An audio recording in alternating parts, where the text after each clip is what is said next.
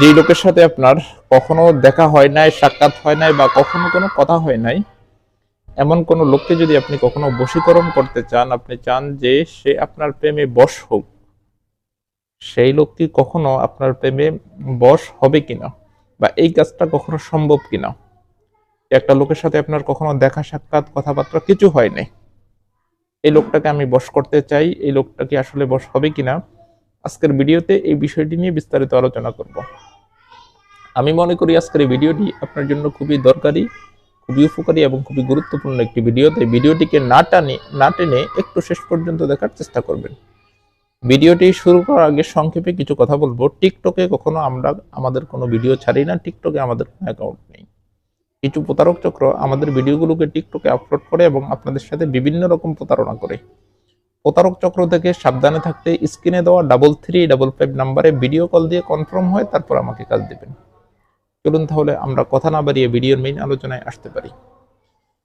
দর্শক, আলোচনা করতেছিলাম, অনেক সময় আমাদের মনে আসে যে একটা লোককে আমি অনলাইনে দেখেছি বা কোথাও যে কোনো একটা নজরে দেখেছি বা একটা লোককে আমি ফলো করি, ওই লোকটা আমাকে চিনেও না। এখন আমি এই লোকটাকে বশীকরণ করতে চাই বা বশ করতে চাই। অর্থাৎ যেই লোকটার সাথে আমার কোনো পরিচয় নাই, দেখা সাক্ষাৎ নাই, কথাবার্তা নাই, এমন কোনো লোককে যদি আমি কখনো বশ করতে চাই, তাহলে বশীকরণ করা আসলে সম্ভব কিনা বা কখনো বশ হবে কিনা। এই প্রশ্নের উত্তর হচ্ছে, অনেকেই এই কথাগুলো আমাকে বলেন বা জানতে চান আমার থেকে বা জিজ্ঞেস করেন অনেক সময় কাজের ক্ষেত্রে এসে। যেই লোকের সাথে আপনার কখনো দেখা সাক্ষাৎ কথাবার্তা কিছু হয়নি, এই লোককে যদি আপনি কখনো বশীকরণ করতে চান, তাহলে কখনোই সে আপনার প্রেমে বশ হবে না। এটাই চরম সত্য কথা। কেউ যদি আপনাকে বলেও থাকে, তাহলে সে মিথ্যে কথা আপনাকে বলেছে। যার সাথে আপনার কখনো দেখা সাক্ষাৎ হয়নি, কখনো কথাও হয়নি, হয়তো আপনার সাথে তার দেখা সাক্ষাৎ থাকতে হবে বা তার সাথে আপনার কথাবার্তা থাকতে হবে যদি আপনি তাকে বশ করতে হয়। যার সাথে আপনার কখনো দেখা সাক্ষাৎও নাই, কোনো কথাবার্তাও নাই, এই লোককে যদি আপনি বশ করতে চান, সে কখনোই আপনার প্রেমে বশ হবে না। আপনি হাজার টোটকা দিয়ে কাজ করেন, হাজার গুরুত্বপূর্ণ মন্ত্র দিয়ে কাজ করেন, হাজারো জিন চালান করেন, কোনো লাভ নেই, কোনো লাভ নেই। এই লোক কখনো আপনার প্রেমে বশ হবে না। কারণ হচ্ছে কি, বশীকরণের কাজগুলো আমরা যখন করি, তখন প্রভাবটা তার উপরে কেমন পড়ে, আপনার সাথে তার কাটানো যে মুহূর্তগুলো, এই মুহূর্তগুলো তার অতিরিক্ত মনে পড়তে থাকে বা অতিরিক্ত আকারে তার স্মরণে আসতে থাকে। অথবা আপনার সাথে সে কথাবার্তা যেগুলো বলতেছিল, সে অতিরিক্ত পর্যায়ে ওই কথাবার্তাগুলো মিস করে, তার মাথায় শুধু আপনিই কাজ করেন।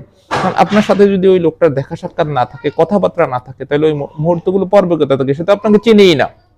তো বশীকরণের কাজ হতে হলে আপনার সর্বপ্রথম যেটা, সেটা হচ্ছে তার সাথে আপনার কখনো না কখনো দেখা হতে হবে, অথবা কথাবার্তা হতে হবে, অথবা ওই লোকটা আপনাকে চিনতে হবে যে কোনো মাধ্যমে।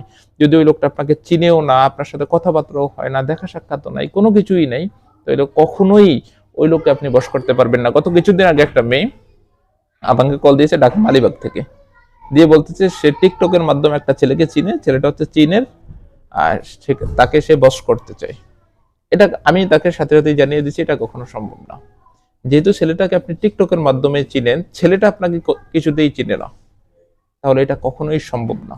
বশীকরণ করা এই কাজ কখনোই সম্ভব না, বশীকরণ করা তাকে সম্ভব না। যাকে আপনি বশ করবেন আপনার প্রেমে, সে কোনো না কোনোভাবে আপনাকে চিনতে হবে, তার সাথে আপনার কোনো না কোনোভাবে দেখা সাক্ষাৎ হতে হবে, অথবা তার সাথে আপনার কোনো না কোনোভাবে কথাবার্তা হতে হবে। যদি আপনার সাথে তার দেখা সাক্ষাৎ নাই, কথাবার্তা নাই, কিচ্ছু নাই, তাহলে আপনি হাজার চেষ্টা করলেও ওই লোকটাকে আপনি বশ করতে পারবেন না। এটাই হচ্ছে চরম সত্য কথা। কেউ যদি আপনাদেরকে বলেও থাকে, তাহলে আপনার সাথে মিথ্যা কথা বলেছে। ঠিক আছে?